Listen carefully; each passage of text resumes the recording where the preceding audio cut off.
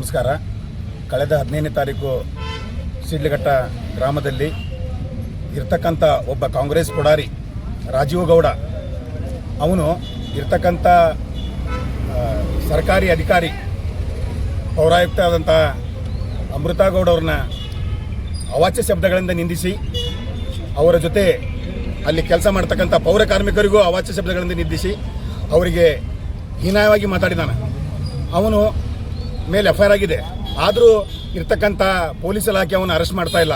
ಅದಕ್ಕೋಸ್ಕರ ಇವತ್ತು ಧಾರವಾಡದ ಎಲ್ಲ ಪೌರ ಕಾರ್ಮಿಕರನ್ನು ಕೂಡಿಸಿಕೊಂಡು ಜಯಕಣ ಸಂಘಟನೆ ವತಿಯಿಂದ ಇವತ್ತು ಜಿಲ್ಲಾಧಿಕಾರಿಗಳಿಗೆ ಹಾಗೂ ಮುಖ್ಯಮಂತ್ರಿಗಳಿಗೆ ಮತ್ತು ನಮ್ಮ ಜಿಲ್ಲಾ ಉಸ್ತುವಾರಿ ಸಚಿವರಾದಂಥ ಸಂತೋಷ್ ಲಾಡ್ ಸಾಹೇಬರಿಗೆ ನಾವು ಮನವಿ ಕೊಟ್ಟಿದ್ದೇವೆ.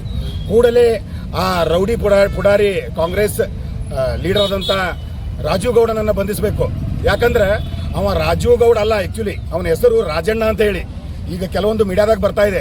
ಎಷ್ಟೋ ಮಂದಿಗೂ ಲ್ಯಾಂಡ್ ಮಾಫಿಯಾ ಮಾಡಿ, ಎಷ್ಟೋ ಮಂದಿ ಮೇಲೆ ಕೇಸನ್ನು ಮಾಡಿ, ಎಷ್ಟೋ ಮಂದಿ ಮೇಲೆ ತನ್ನ ಹೆಂಡತಿ ಇಟ್ಕೊಂಡು ರೇಪ್ ಕೇಸನ್ನು ಹಾಕಿ ಅವ ಆಸ್ತಿಯನ್ನು ಕಬಳಿಸ್ಕೊಂಡ ವ್ಯಕ್ತಿನ ಇವರು ಈ ರೀತಿ ಬಿಂದಾಸಾಗಿ ಬಿಟ್ಟು ಪೌರ ಕಾರ್ಯಕ್ರಮ ಮೇಲೆ ಅವಂಗೆ ಇದೇ ರೀತಿ ಭಾಷೆ ಬೈಗಳನ್ನು ಭಯಕ್ಕೆ ಹಚ್ಚಿದ್ದಾನೆ.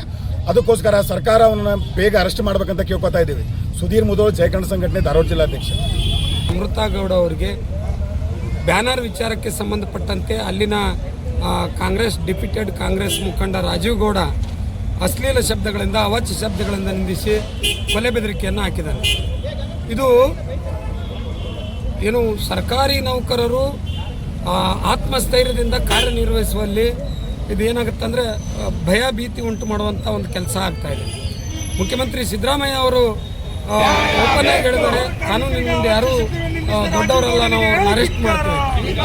ಇಲ್ಲಿ ಕಾಂಗ್ರೆಸ್ ಪಕ್ಷದ ಕೆಲವು ಸಚಿವ ಮಹಾಶಯರಿಗೂ ಅವರು ರಾಜೀವ್ ಗೌಡ ಅಲ್ಲ ಒಳ್ಳೆಯ ಸ್ವಭಾವದವು, ಒಳ್ಳೆ ಮನುಷ್ಯ ಹಂಗೆ ಅಂತೇಳಿ ಸಮರ್ಥನೆ ಮಾಡಿಕೊಳ್ಳುವಂಥ ಕೆಲಸವನ್ನು ಮಾಡ್ತಾರೆ. ಪೌರ ಕಾರ್ಮಿಕರು, ಪೌರಾಯುಕ್ತರು ಏನು ಅವರಿಗೆ ಅಶ್ಲೀಲ ಶಬ್ದಗಳನ್ನು ನಿಲ್ಲಿಸ್ತಾನೆ, ಅದು ವಿಡಿಯೋ ಎಲ್ಲ ವೈರಲ್ ಆಗಿದೆ. ಅದ್ರ ಜೊತೆಗೆ ಮುಖ್ಯಮಂತ್ರಿ ಅವರ ತವರು ಕ್ಷೇತ್ರ ವರ್ಣದಲ್ಲಿ ಒಬ್ಬ ರಾಜಕೀಯ ಪುಡಾರಿ ಅಲ್ಲಿನ ಭವ್ಯ ಎಂಬ ಮಹಿಳಾ ಅಧಿಕಾರಿಗೆ ಕೊಲೆ ಬೆದರಿಕೆ ಹಾಕಿ, ಜೀವ ಬೆದರಿಕೆ ಹಾಕಿ ಅಶ್ಲೀಲ ಪದಗಳಿಂದ ನಿಂದಿಸ್ತಾರೆ. ಎಲ್ಲಿ ಬಂದಿದೆ ವ್ಯವಸ್ಥೆ?